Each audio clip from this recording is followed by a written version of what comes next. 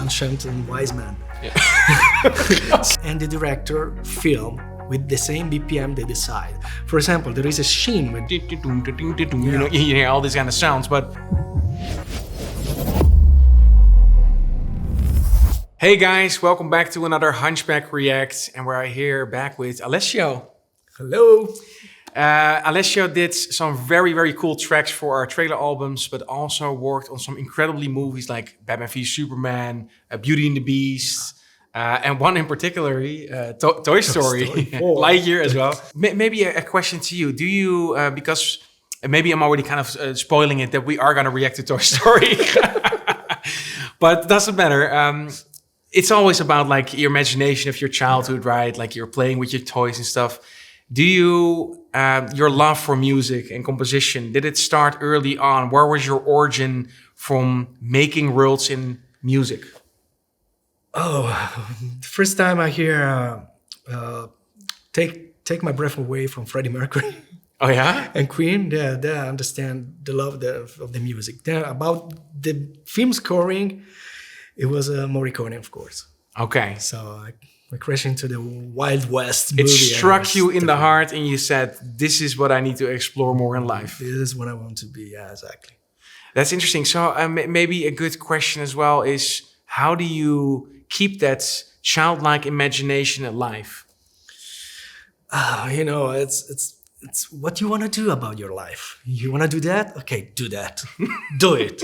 So just do it. So it's not about imagination, it's about working. Okay, so you would say, so you find something you love and fill your life with that. I cannot imagine anymore my life without music, without doing what I do. Yeah, that's beautiful. So my imagination is my reality. So this was the big game, you know? Awesome. Hey, we ask, of course, every composer always to bring their favorite trailer, but we kind of always spoiled. It is Toy Story 4, and you actually worked on this.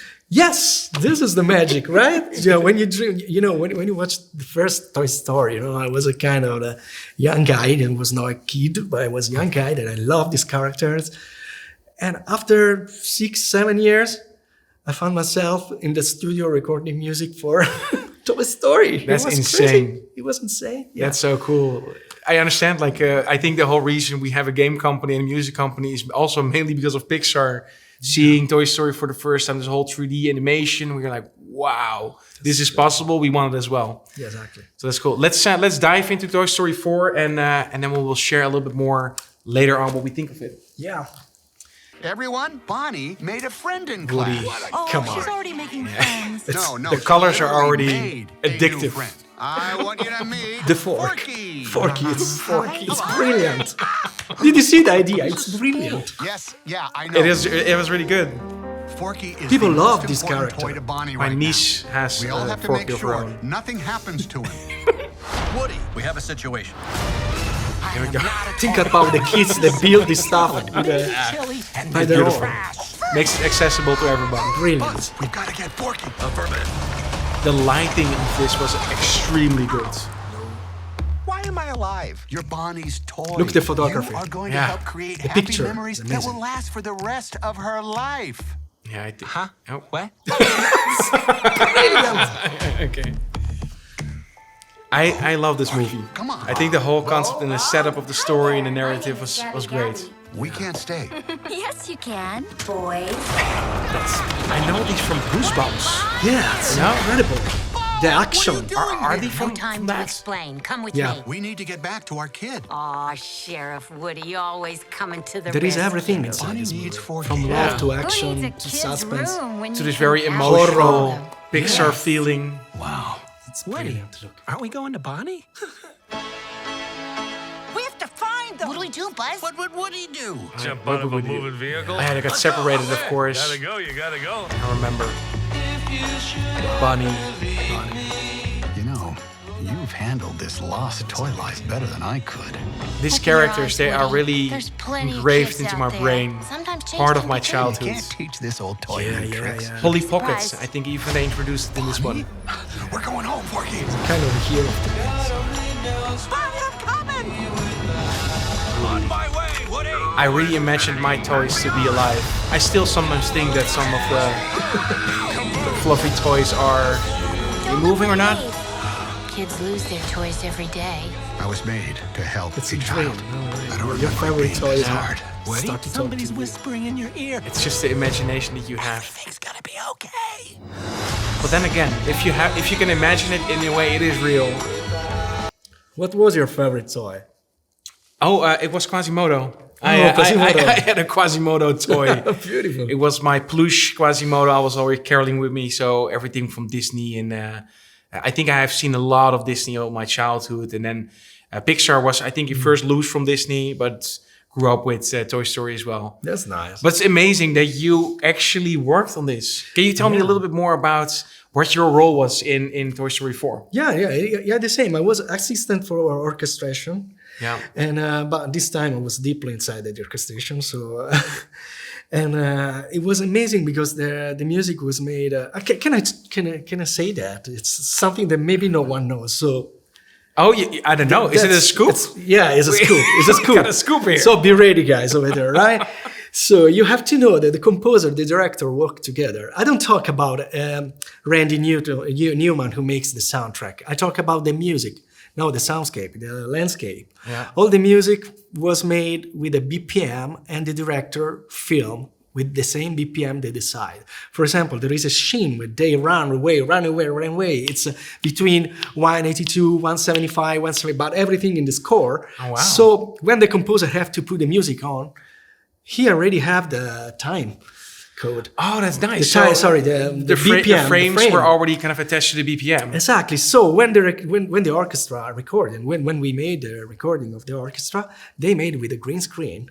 Timing, perfect timing, with the headphones, with the BPM. So there was a kind of revolution inside the film scoring, you know? That's really And cool. There was a surprise. It's a new way to make music, collaboration between director and composer, but not during the score, but inside the filming. Now you have it, of course, when you, for example, see a cheetah running, and then you have like a fast arpeggio. Perfect time. And it feels like it's timing on the speed of kind of the run. But then again, when you really make it sync, so the frames are already sync, then you kind of get a trailer-like feel to it, where everything feels synchronized to each other. It's almost like a video clip in that sense, or a music video clip. Yeah, even video games now, because you are inside.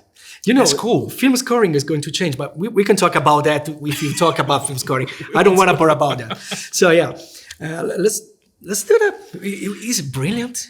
So of course they have this trailer specifically, the music they use, kind of it's something very to the heart. It's heartwarming.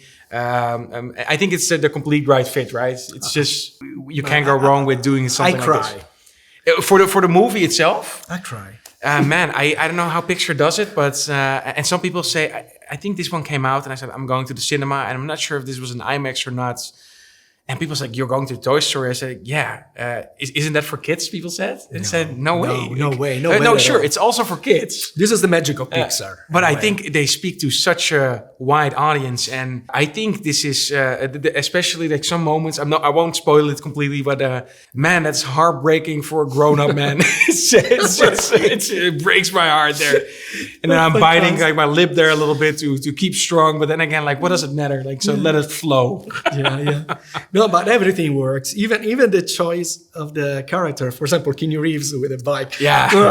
Oh my gosh, everything works in that movie. And you know, to be honest, I was surprised how Pixar is smart in the business, because they know how to talk to everyone. No, it's a cartoon. I suppose, as you said before, they talk to kids, but it's not for kids at all. It's for everyone. Because it's such a wide audience, and I think Disney in general is doing that very well by aiming it for a very young audience, but it's not easy. Yeah, but then also to a way older audience, and I think that's a difficult market to hit.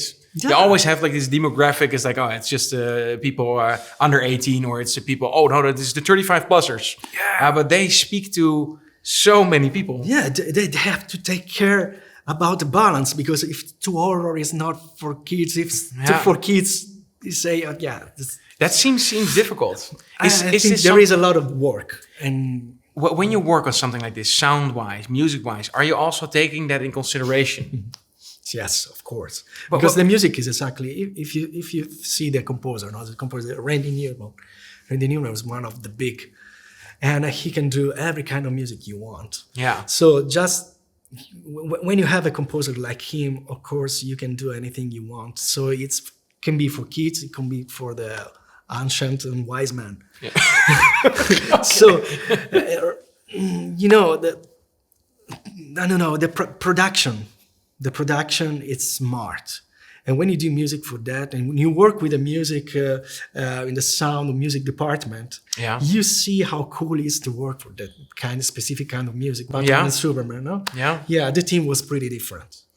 I can definitely understand. Also, the whole genre and the whole vibe is more dark, and it's different. So probably the atmosphere creating is also a little bit different. But the production, inside the production, the atmosphere was pretty very, very different.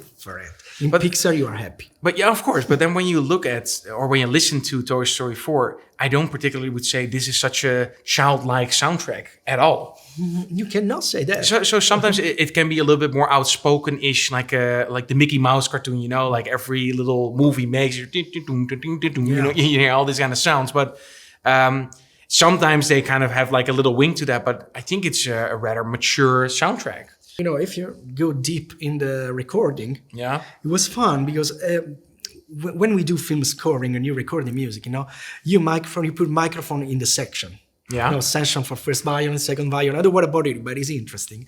In this case, the microphone was set up for every instrument.